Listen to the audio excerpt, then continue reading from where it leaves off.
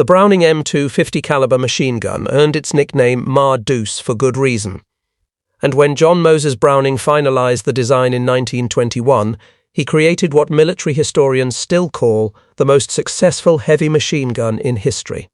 This weapon could punch through engine blocks at 500 yards like they were made of cardboard, tear apart light armor plating, and send a half-inch diameter projectile screaming downrange at 2,900 feet per second.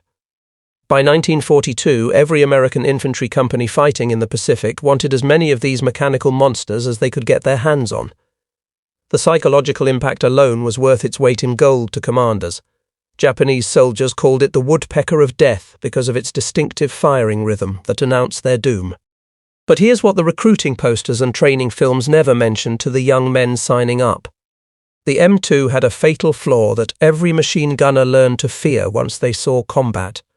The weapon could theoretically fire 450 to 600 rounds per minute according to specifications, but in practice you had maybe 90 to 120 seconds of sustained fire before the laws of physics turned your best friend into a useless hunk of overheated metal. The problem wasn't ammunition supply, which could be solved with logistics. A well-supplied crew could keep feeding that beast for hours if they had enough belts. The problem was heat, pure thermodynamic reality, and it was a problem that could get you killed faster than enemy fire. Every single time the M2's firing pin struck a primer, it ignited 240 grains of smokeless powder that generated approximately 18,000 foot-pounds of explosive energy in milliseconds. Most of that energy propelled the bullet forward at incredible velocity, but about 30% converted directly into thermal energy that had nowhere to go. With each round fired, the barrel absorbed roughly 5,400 foot-pounds of heat into the steel. Fire 100 rounds in rapid succession, and you're pumping 540,000 foot-pounds of thermal energy into a steel tube that weighs just 26 pounds. The math was simple, brutal, and absolutely unavoidable. After 2 minutes of sustained fire, the barrel temperature climbed past 800 degrees Fahrenheit. Push it to 3 minutes and you're flirting with 1,000 degrees, which is where things start going catastrophically wrong. At 1,200 degrees Fahrenheit, the barrel steel began to lose its structural integrity in ways that turned a precision weapon into a dangerous liability. The Army Ordnance Department knew this perfectly well, of course. The technical manual issued to every M2 crew included explicit warnings printed in bold letters that nobody could miss. Sustained fire exceeding 2 minutes will result in barrel failure. The consequences of ignoring this warning ranged from bad to absolutely catastrophic depending on luck. Best case scenario, the barrel warped slightly from the heat and your accuracy went to hell. Bullets started keyholing, tumbling sideways through the air instead of flying true and stable. Worst case scenario, the barrel actually ruptured explosively, sending shrapnel back into your face and rendering the weapon permanently disabled. Mid-range on the disaster scale, the headspace, that critical gap between the bolt face and the barrel, would expand from thermal deformation, causing rounds to detonate prematurely in the chamber before the bolt was fully closed. Gunsmiths called this a cook-off, and it could turn a controlled weapon into an uncontrolled one real fast, firing on its own. Standard doctrine addressed this limitation head-on with a simple solution. Every M2 position required a spare barrel and a crew trained in the barrel change procedure under combat conditions. Swap the barrel every 90 seconds religiously, let the hot one cool for 20 minutes in the air, and you could theoretically maintain fire indefinitely. The barrel change itself took about 30 to 45 seconds if your crew was good and practiced, maybe 60 seconds if you were working in the dark or under fire when everything was harder. The Army even issued asbestos gloves specifically for handling hot barrels, though most crews found them too bulky and just used rags or their uniform sleeves and dealt with the burns.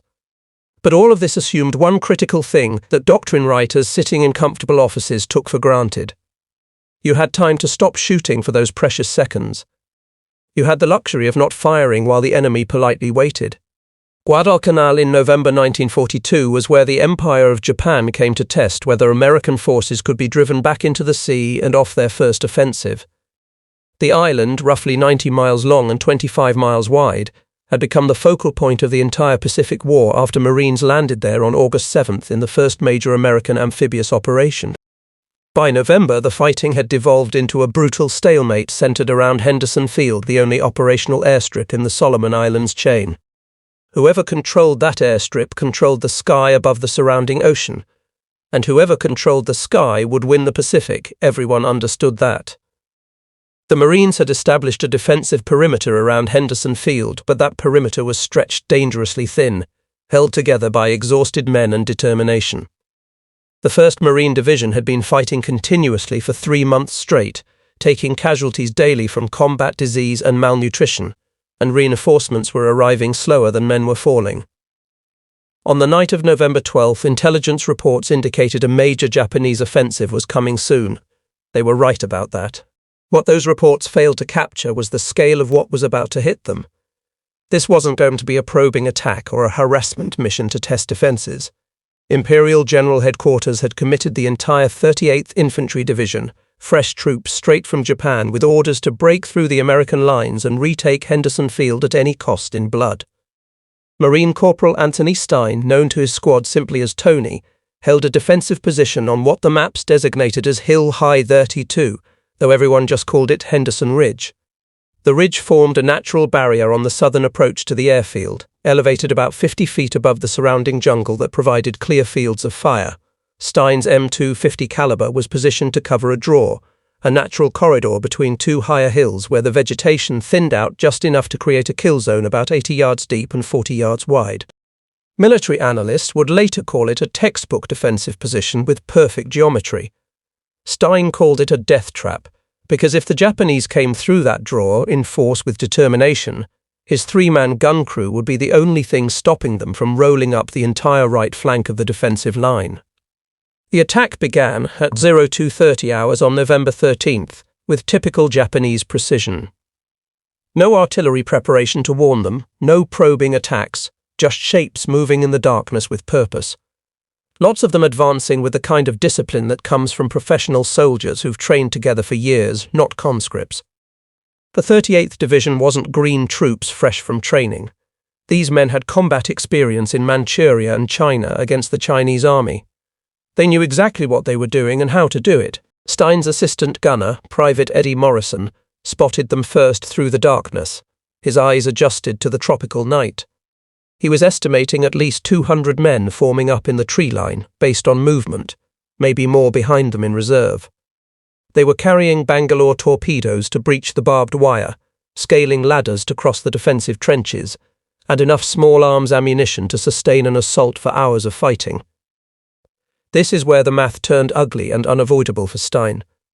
Standard defensive doctrine called for short controlled bursts from machine guns, 5 to 7 rounds per burst, then pause to assess and acquire new targets, conserve ammunition, prevent barrel overheating, maintain weapon reliability throughout the engagement. But Stein could see what was developing in front of him in the darkness. This wasn't a situation where controlled bursts would cut it or be sufficient. The Japanese were massing for a human wave attack, the kind where they just kept coming regardless of casualties until they either broke through your line or ran out of men to throw forward. If Stein fired in short bursts following doctrine, enough Japanese soldiers would survive to cross the kill zone and overrun his position through sheer numbers. Once they got past his gun, they'd be behind the defensive line with nothing but scattered rifle squads between them and the airfield.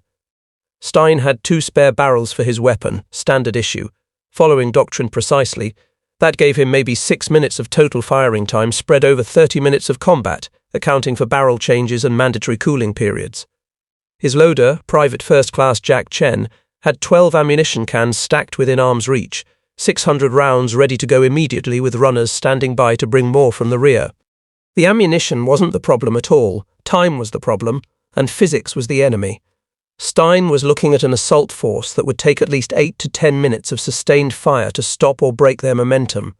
The engineers at Colt's Patent Firearms Manufacturing Company, who produced most of the M2 barrels during World War II, used a steel alloy designated as SAE 4150 for specific material properties. This chromium molybdenum steel was chosen specifically for its ability to withstand repeated thermal cycling and maintain structural integrity under the stress of thousands of rounds. At room temperature, SAE 4150 steel had a tensile strength of approximately 125,000 pounds per square inch, incredibly strong. The manufacturing process involved gun drilling a solid steel billet to create the bore, then rifling the interior with 4 grooves at a right-hand twist of 1 turn in 15 inches for bullet stabilization. The finished barrel went through a heat treatment process designed to optimize its properties, heated to 550 degrees Fahrenheit, quenched in oil for rapid cooling, then tempered at 800 degrees to reduce brittleness. That gave it the specific hardness rating of Rockwell C28 to 32, perfect for the application. Here's where materials science became a matter of life and death on a jungle ridge. That heat treatment created a microstructure in the steel that could handle thermal stress up to a point, but only to a point. Steel's mechanical properties degrade in a predictable curve as temperature rises, its basic metallurgy. At 600 degrees Fahrenheit, SAE 41550 steel retains about 90% of its room temperature strength, still very strong. At 900 degrees, you're down to 70% of original strength. At 1100 degrees, you've lost half your strength, a critical threshold. And at 1200 degrees Fahrenheit, the temperature that M2 barrels reached after about 150 to 180 seconds of sustained fire, the steel retained only 40% of its original tensile strength. The barrel was still solid metal, still looked completely normal to the eye, but it was structurally compromised in ways that could manifest instantly and catastrophically without warning. The failure modes varied depending on circumstances, but gunners learned to recognize the warning signs if they paid attention. First came the accuracy degradation that experienced gunners could spot. As the barrel heated and expanded microscopically, the rifling grooves widened, causing the bullet to lose its stabilizing spin as it traveled downrange. Rounds that should group within a 6-inch circle at 100 yards started spreading to 18 or 24 inches, completely unacceptable. Tracers, which made up every fifth round in standard M2 ammunition belts for visual targeting, began drawing weird curving paths through the air instead of straight lines. Smart gunners watched their tracers religiously, like reading an instrument. When they started spiraling, you had maybe 20 seconds before serious problems began and you needed to change that barrel immediately. Next came the headspace issue, and this is where things got genuinely dangerous fast. The headspace on an M2 was the gap between the bolt face and the base of the cartridge when the round was chambered, properly set at 0.063 inches, roughly the thickness of 2 sheets of paper. As the barrel heated and expanded from thermal stress, that gap grew larger. If it grew too much, the cartridge case wouldn't be properly supported when the firing pin struck the primer. The primer would fire, pressure would build rapidly, and the unsupported brass case would rupture from the forces. Sometimes this just meant extraction failures and jams that took seconds to clear. Sometimes it meant hot gases and brass fragments venting back through the receiver directly into the gunner's face, causing serious injuries. The worst-case scenario was thermal runaway, which terrified every machine gunner. At extreme temperatures, the chamber itself became hot enough to ignite the powder in a chambered round without the firing pin ever striking the primer. This cook-off would fire the round, chamber the next one automatically, which would also cook off immediately, creating a runaway gun that fired uncontrollably until the ammunition belt ran out completely. You couldn't stop it with the trigger. The trigger was irrelevant, just a piece of metal.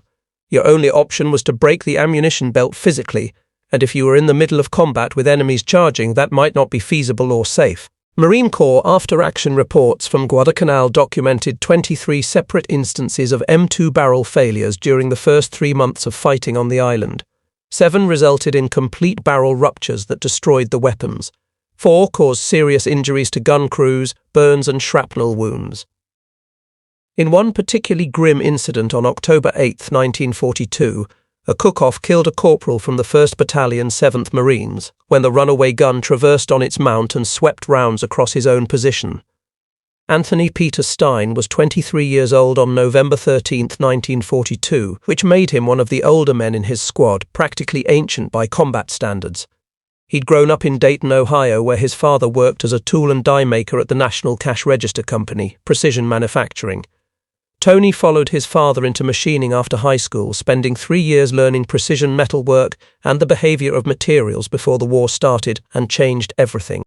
That background mattered more than anyone realized at the time, more than any infantry training, because Stein understood machines at an intuitive level that most 23-year-olds didn't possess. He knew what metal did under stress from experience. He'd seen steel warp from heat in the factory, watched tolerances shift as components expanded, and learned how to work within or around those limitations to get the job done. Stein had enlisted in the Marine Corps in January 1942, gone through boot camp at Parris Island in South Carolina, then received assignment to the 1st Marine Division as a machine gunner.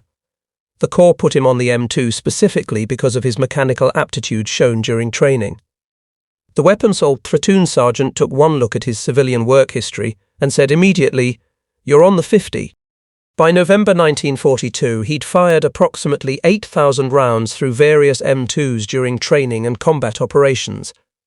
He knew the weapon's quirks, its strengths and its limitations better than he knew his own rifle, which he rarely used. Now he stood behind that weapon, watching shapes multiply in the darkness in front of him, and his mind was working through calculations that had nothing to do with courage and everything to do with cold arithmetic. The kill zone in front of his position measured approximately 80 yards deep from the tree line to his position. Japanese infantry moving at a tactical advance pace through broken terrain would cover that distance in roughly 90 to 120 seconds if they moved steadily. But they weren't coming in a single wave that he could stop with one burst. Stein could see multiple lines forming up in the darkness. Standard Japanese assault doctrine that he'd studied called for successive waves spaced about 20 yards apart for mutual support. That spacing meant even if he stopped the first wave completely, the second would hit just 30 seconds later, then the third, then the fourth in sequence. Morrison, his assistant gunner, had counted at least 200 men in the assembly area based on movement, probably closer to 250 when you counted reserves. Japanese infantry squads typically operated in 13-man sections according to intelligence, so they were looking at roughly 18 to 20 sections preparing to assault this section of the line. Not all of them would come directly through Stein's kill zone, obviously. Some would hit other parts of the perimeter, but at least half would come through here based on the terrain. Call it 100 to 125 men who needed to be stopped right here, right now, or they'd break through and the line would collapse. The M2 fired 450 to 600 rounds per minute depending on how you worked the trigger, how you managed the cyclic rate. Stein typically ran about 500 rounds per minute in combat, a sustainable rate, not the maximum cyclic rate, but fast enough to be effective against groups. To put 100 men down, assuming each man required an average of 4 to 5 rounds to guarantee a kill or disabling wound, he needed to put approximately 400 to 500 rounds downrange accurately. At 500 rounds per minute, that was 50 to 60 seconds of trigger time, but that assumed perfect accuracy and no suppressive fire, which was pure fantasy. Real combat required at least double that ammunition, maybe 800 to 1,000 rounds total, to account for misses, suppression of enemy movement, and the reality that men don't always go down from a single hit even from a 50 caliber. The math kept getting worse the more he thought about it. 800 rounds at 500 rounds per minute meant 96 seconds of sustained fire at minimum.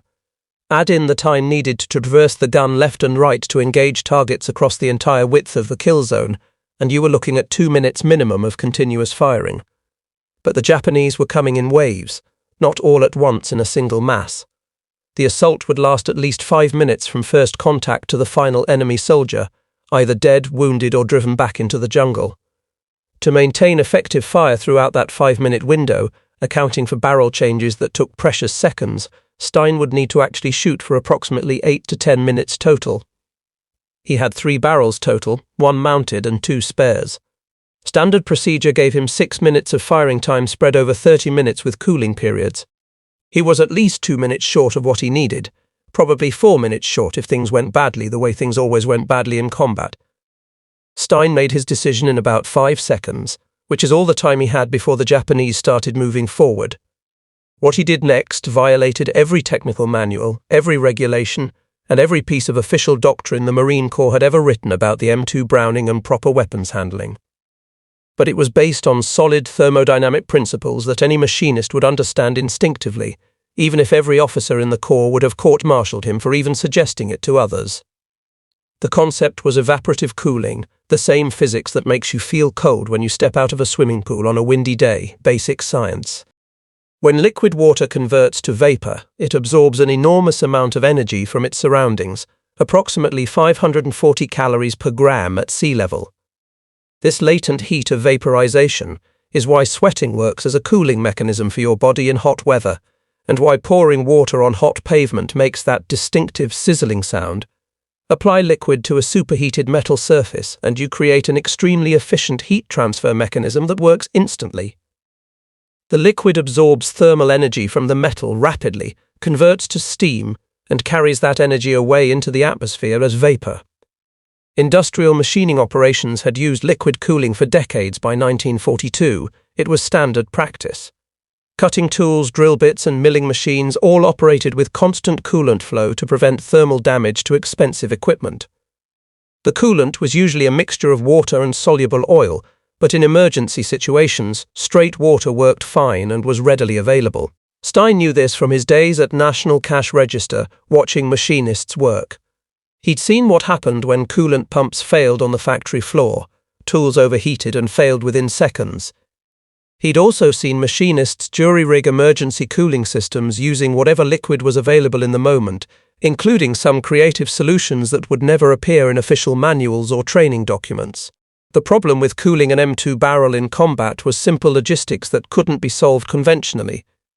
You needed a liquid in large quantities, you needed it immediately available within arm's reach, and you needed a lot of it for multiple cooling cycles. Water was ideal from a thermodynamic standpoint, pure and effective, but water was precious on Guadalcanal where supply was limited. Canteens were for drinking, not wasting on weapons when men were dying of dehydration. Bring water cans up to a forward fighting position just for the purpose of cooling a gun barrel, and you'd be explaining yourself to every officer between here and division headquarters about misuse of resources. Besides, in the middle of a night assault, you used what you had within arm's reach immediately. What Stein had within arm's reach was urine, his own, Morrison's, Chen's, and that of any other Marine in the immediate area who could contribute.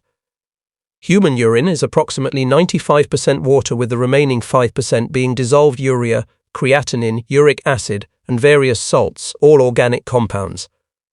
From a heat transfer perspective, it's almost as effective as pure water for this application. The dissolved solutes actually raise the boiling point slightly compared to pure water. Pure water boils at 212 degrees Fahrenheit at sea level, while urine boils at around 214 to 215 degrees due to the dissolved materials, but at barrel temperatures exceeding 1,500 degrees, that 2-degree difference was completely irrelevant to the cooling effect. The liquid would flash to steam regardless of its exact composition. The chemical composition did create some complications that Stein was aware of.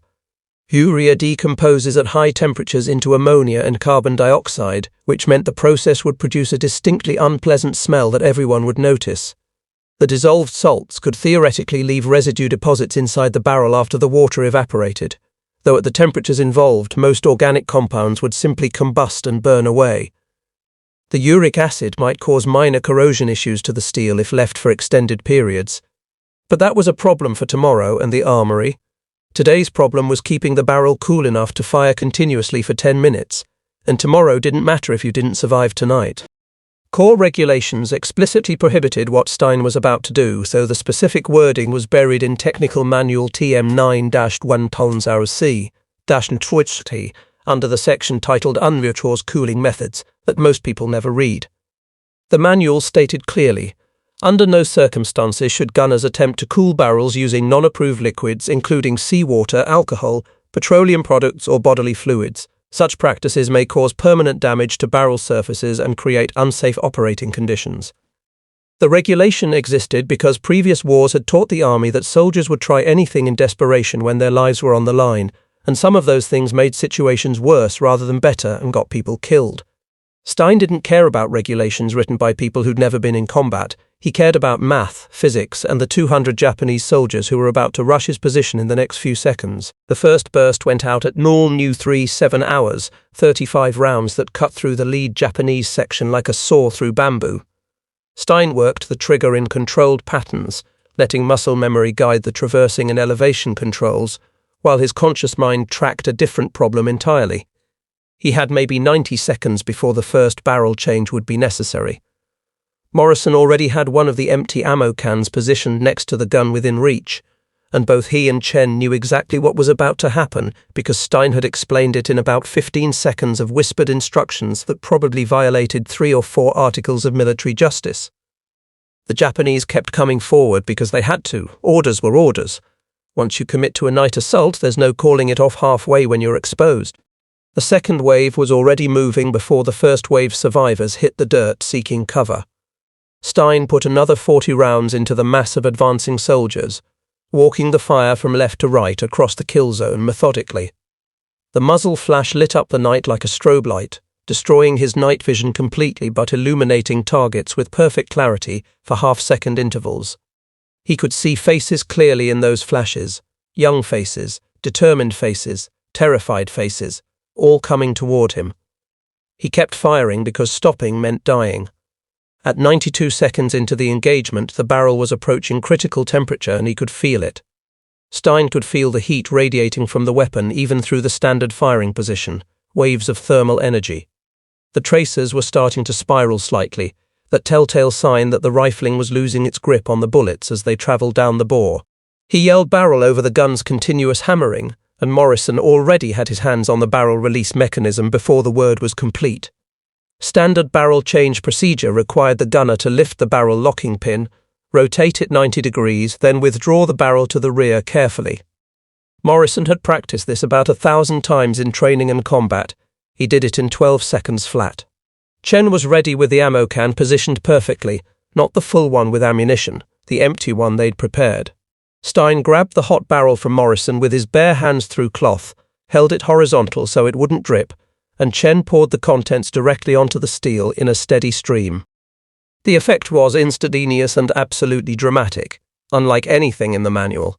The liquid hit metal that was somewhere north of 1,000 degrees Fahrenheit and converted to steam so fast it created a sound like a pressure cooker, venting all at once. The cloud of vapor that erupted from the barrel was thick, white, and smelled exactly like you'd expect it to smell, pungent and organic. Stein rotated the barrel slowly, letting Chen hit every side evenly, ensuring even cooling across the entire surface area to prevent warping. The entire process took maybe 8 seconds from start to finish. Steam was still rising from the barrel in clouds when Morrison slammed the fresh barrel into place and locked it down with practiced efficiency. Total weapon downtime, 20 seconds. Stein was back on the trigger immediately, firing into the second wave that had used those 20 seconds to get 15 yards closer to his position. He burned through another 80 rounds in the next minute, watching the Japanese ranks thin but not break under the punishment. They were committed to the assault.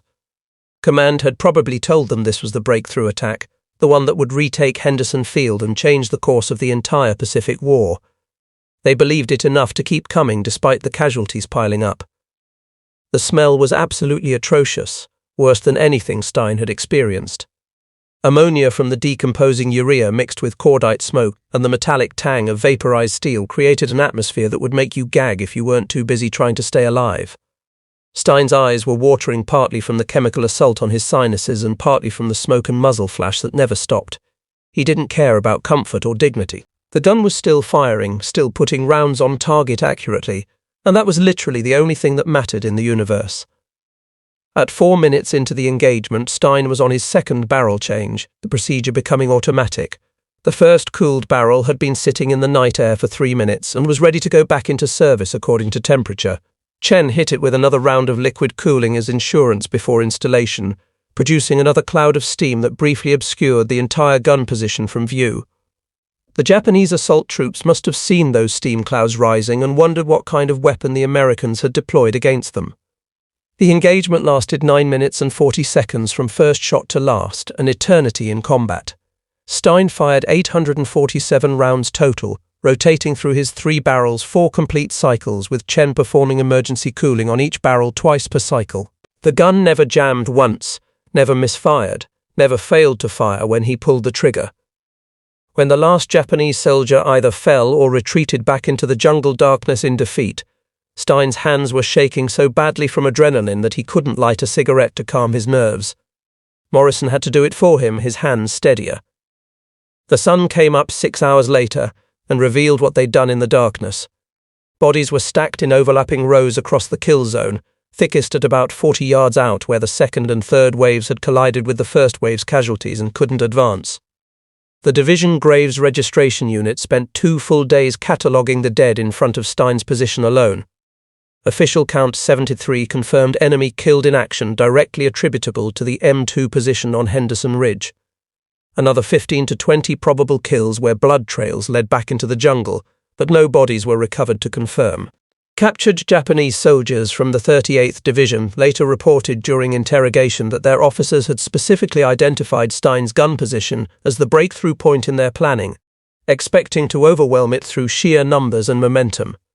They'd been catastrophically wrong in that assessment. Lieutenant Colonel Louis Chesty Puller, commanding the 1st Battalion 7th Marines, walked the position at 0800 hours after the battle. Puller was already a legend in the Corps at this point. 2 Navy Crosses, a reputation for being absolutely fearless under fire, and a command style that mixed professionalism with a complete disregard for anything that didn't win battles. He looked at the body count scattered across the hillside, looked at Stein's gun still mounted, then looked at the empty ammo cans sitting next to the position, several of them. One of them still had liquid pooled in the bottom that hadn't evaporated. Puller stuck his finger in it curiously, sniffed it, and said something that has appeared in at least 6 different versions in various historical accounts over the years. The printable version is, "Corporal, what in the name of God is this?" Stein told him everything without hesitation. All of it. The thermal calculations, the evaporative cooling principle, the emergency barrel cooling procedure that had kept the gun firing for nearly 10 minutes straight. Puller listened with his face completely neutral and unreadable, while Morrison and Chen stood at rigid attention expecting to be arrested on the spot for violations. When Stein finished his explanation, Puller walked over to the M2, ran his hand along the barrel that was still mounted in the weapon, and noticed something interesting that surprised him. The barrel showed discoloration and some surface staining, but no warping, no structural damage, no signs of the catastrophic failure that should have occurred according to every manual. What happened next depends on which historical account you believe. Sources conflict. Some sources claim Puller immediately put Stein in for a Silver Star on the spot. Others say he filed a formal report that triggered an investigation by division ordnance officers. What's documented in the 1st Marine Division records is that on November 15, 1942, Puller submitted a commendation report citing extraordinary initiative and technical innovation under combat conditions for Corporal Stein. That commendation worked its way up the chain of command and eventually became a Bronze Star recommendation, which was upgraded to a Silver Star by Major General Alexander Vandergrift himself after review. But the Marine Corps was also institutionally horrified by what had been done to their weapons. Within a week, Stein was summoned to division headquarters to demonstrate his cooling technique for a panel that included 2 lieutenant colonels from Ordnance and a major from the Judge Advocate General's office to evaluate it. The JAG officer made it very clear that unauthorized modifications to weapons procedures violated Article 92 of the Articles of War, failure to obey lawful orders or regulations. The penalty ranged from reduction in rank to dishonorable discharge depending on circumstances and command discretion, potentially serious. The ordnance officers, however, wanted technical details rather than punishment. They brought a demonstration M2, a chronograph to measure muzzle velocity and barrel performance, and enough ammunition to run actual tests under controlled conditions. They made Stein repeat his cooling procedure 6 times while they measured barrel temperature with instruments, timing with stopwatches, and effectiveness. The test results from that November 1942 demonstration were classified as restricted and filed in Ordnance Report 041-1173, which wasn't declassified until 1967, 25 years later. What those tests revealed contradicted 20 years of accepted doctrine about barrel cooling and thermal management. The ordnance officers measured barrel temperature before and after Stein's liquid cooling method using thermocouple probes inserted into the steel. A barrel at 1,150 degrees Fahrenheit dropped to 680 degrees in approximately 15 seconds when treated with Stein's technique. Air cooling that same barrel from 1,150 to 680 degrees required 7 minutes and 20 seconds under identical conditions. The liquid cooling method was roughly 29 times faster than air cooling, an enormous difference. The chemical analysis was mixed but not entirely negative. Yes, the urea decomposition created ammonia vapor that was unpleasant and potentially hazardous in enclosed spaces or bunkers. Yes, the dissolved salts left microscopic deposits in the barrel that could theoretically affect accuracy after repeated applications over time. But the barrels didn't warp from thermal shock, didn't crack, and didn't fail structurally under stress testing. The rapid temperature drop created thermal shock from sudden contraction of the steel, but SAE 4150 chromium molybdenum steel proved resilient enough to handle it without failure. After 6 cooling cycles in testing, the test barrel showed 0.003 inches of measurable wear beyond normal firing wear from the rounds themselves, which was within acceptable tolerances for combat operations. The Marine Corps faced an institutional dilemma that required careful handling. They couldn't officially endorse urinating on machine guns in training manuals or official doctrine. The optics were terrible for public relations and morale. The health concerns were real and couldn't be dismissed. And imagine trying to explain that procedure to Congress during appropriations hearings when funding was requested. But they also couldn't ignore results that saved lives and won battles. Stein had achieved something that shouldn't have been possible according to every technical manual and 20 years of doctrine: sustained fire that exceeded the weapon's theoretical limits without catastrophic failure. The solution was typically bureaucratic and avoided the core issue. They didn't approve it officially, but they didn't court-martial anyone either, letting it slide. The incident was quietly noted in training materials as an example of unauthorized field modifications that, while effective in specific circumstances, remain prohibited under standard operating procedures. What changed was the doctrine around spare barrels and barrel-changing procedures across all units. Pre-Guadalcanal, most M2 positions carried 1 spare barrel to save weight. Post-Guadalcanal, the standard increased to 2 spares minimum, 3 when logistics allowed and transportation was available. The emphasis on barrel-changing speed increased dramatically in training. Training cycles that previously allocated 2 hours to barrel-changing drills expanded to 8 hours of intensive practice. Marines practiced barrel changes blindfolded, in gas masks under simulated fire with smoke and noise until they could execute the procedure in under 20 seconds consistently every time. The post-war development of quick-change barrel systems owed a direct debt to incidents like Stein's on Guadalcanal. The M2HB model that entered service in 1945 featured an improved barrel release mechanism that reduced change time from 30-45 seconds to 15-20 seconds with a trained crew. The M60 machine gun, introduced in 1957, was designed from the ground up with quick barrel changes as a primary design requirement, built into every specification. Average change time was 8 seconds with a trained crew, a massive improvement.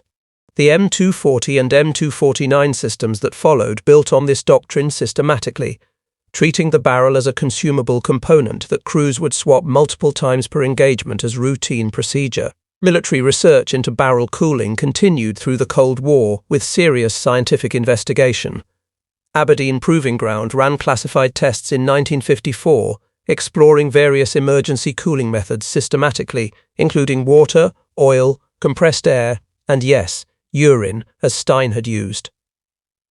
The results confirmed Stein's empirical findings from combat. Liquid cooling worked effectively, it worked fast enough to matter in combat, and it didn't destroy the barrel structurally.